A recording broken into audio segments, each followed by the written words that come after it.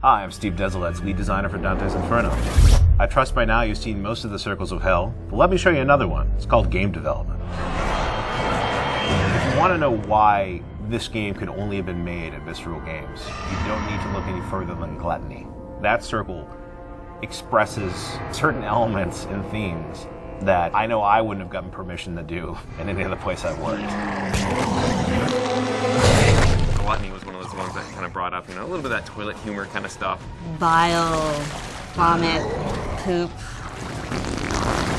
Dantes Inferno stays very true to what makes Visceral Games a very unique studio. It fits really well with what the studio is good at, creating compelling content in dark and dangerous places.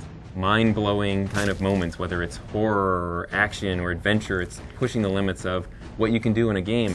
Searching for reference material on this game has been pretty brutal. Corpses, mummies, different torture, stuff that I never thought I'd be looking at on the internet. I was in a meeting with 2 other people, and I guess the concept flashed up on my email, and all I saw were their faces go like, wow, yeah, haven't seen that before. This isn't really a term that applies to our team. I myself have 2 giant crosses on my desk. We use those every time we reference a cross move,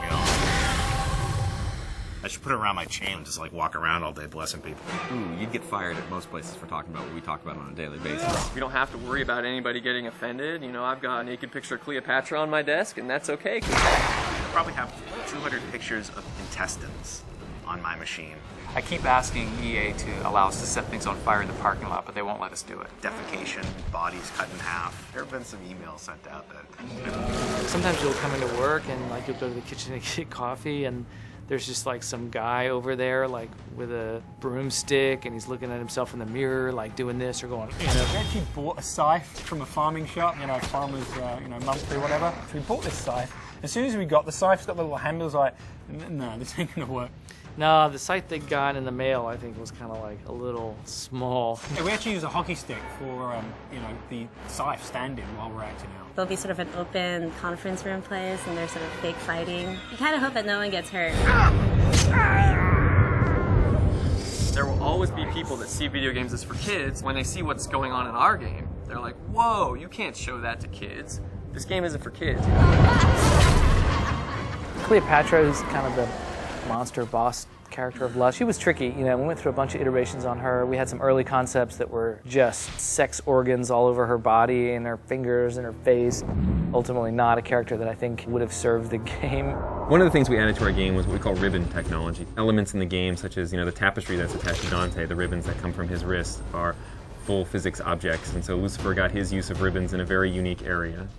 He's quite naked, and we have some pretty sweet technology to make that as high-tech as possible. Lots of dangling going on. And you've got two guys, a technical guy and a modeler, both sat there, Can you see the dangle there? Is it dangling enough? Is it dangling realistically? There was many days spent on doing that. We had arguments on size. We were going back and forth, and I personally pushed for really, really large size.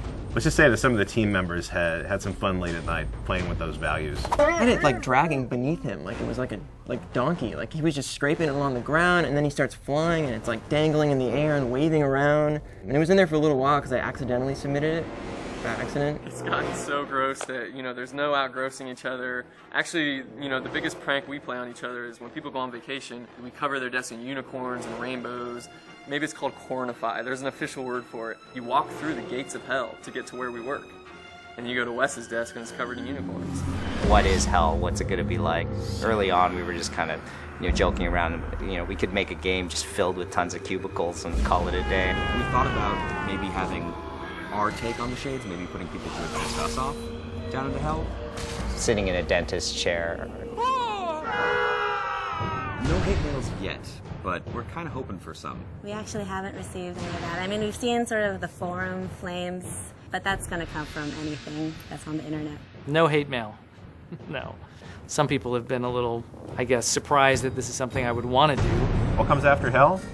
Well, we're truthful to the poem, so there's some hints there, certainly. Dante wrote about Purgatorio, the 7 deadly sins, it's the Garden of Eden. There is, stuff that's just as iconic as what we saw in the Inferno. It doesn't take a wild imagination to think where we're going to go with this next.